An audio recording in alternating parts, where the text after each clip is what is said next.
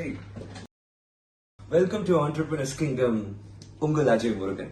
Right, இன்னைக்கு ஒரு சூப்பரான வாழ்க்கைக்கு தேவையான ஒரு ஸ்டோரி சொல்றேன். ரொம்ப கேர்ஃபுல்லா பாருங்க. ஒரு சூப்பர் மார்க்கெட்டுக்கு ஒரு அழகான நாய்க்குட்டி தன்னுடைய வாயில என்னென்ன சூப்பர் மார்க்கெட்ல போய் பொருட்கள் வாங்கணும் அப்படிங்கிற லிஸ்ட அது வாயிலே எடுத்துட்டு வந்து அதுவே ஒரு பேஸ்கெட் எடுத்துட்டு போயிட்டு அதுல லிஸ்ட்ல இருக்கிற ஒரு பொருளா அது என்ன பண்ணுது, வாங்கி வாங்கி பேஸ்கெட் குள்ள போடுது. அந்த சூப்பர் மார்க்கெட்டோட ஓனர் ரொம்ப ஆச்சரியமா, யாருடா அது இவ்வளவு புத்திசாலித்தனமான நாய் அப்படின்னு சொல்லிட்டு அதையே வாட்ச் பண்ணிட்டு இருக்காரு.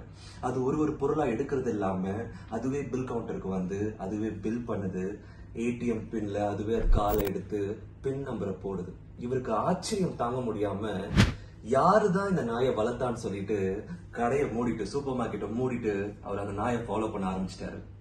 அந்த நாய் அழகா நடந்து போகுது, சிக்னல் போடுறாங்க, நிக்குது, சிக்னல் கிரீன் சிக்னல் விழுந்த உடனே கிராஸ் பண்ணி போகுது. சில நாய்கள் சிக்னல்ல நிக்கிறதே இல்லை, அதை நம்ம விட்டுடலாம். பஸ்ல ஏறுது, டிக்கெட் வாங்குது, அது ஒரு அபார்ட்மெண்ட்டுக்கு போய் இறங்கி அழகா மேல ஏறுது, ஏறி போய் அதுவே காலிங் பெல் அமுக்குது. இவருக்கு ஆச்சரியம் தாங்க முடியல, அந்த ஓனரை பார்த்தே ஆகணும் அப்படின்னு சொல்லிட்டு கதவை திறந்து ஓனர் வராரு. வந்த உடனே அந்த நாயை பட்டுன்னு தலையில அடிச்சிருக்காரு. இவர் கோபம் வந்து, என்னங்க இவ்வளவு புத்திசாலித்தனமான நாய், அதை போய் நீங்க அடிக்கிறீங்களே அப்படின்னு சொல்லிட்டு கேட்டிருக்காரு. எத்தனை தடவை இந்த நாய்கிட்ட நான் சொல்றது, நான் தூங்கும் போது காலிங் பெல் அமுக்கு, அதை போகும்போது சாவி எடுத்துட்டு போ அப்படின்னு சொல்லிட்டு. இப்படிதாங்க நம்ம வாழ்க்கையில நம்ம எவ்வளவு புத்திசாலித்தனமா இருந்தாலும், நம்ம எவ்வளவு திறமையா இருந்தாலும், சில நபர்கள் நம்மள தாழ்த்திக்கிட்டே தான் இருப்பாங்க. அவங்கள திருப்திப்படுத்துறோம் அப்படின்னு சொல்லிட்டு, அவங்கள சாட்டிஸ்ஃபை பண்றோம் அப்படின்னு சொல்லிட்டு அவங்க பின்னாடி நீங்க ஓடிட்டே இருந்தீங்கன்னா உங்களுடைய திறமை காணாம போயிடும்.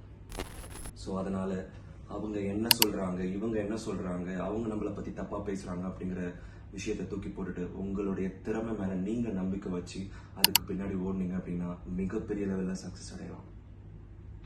தேங்க்யூ.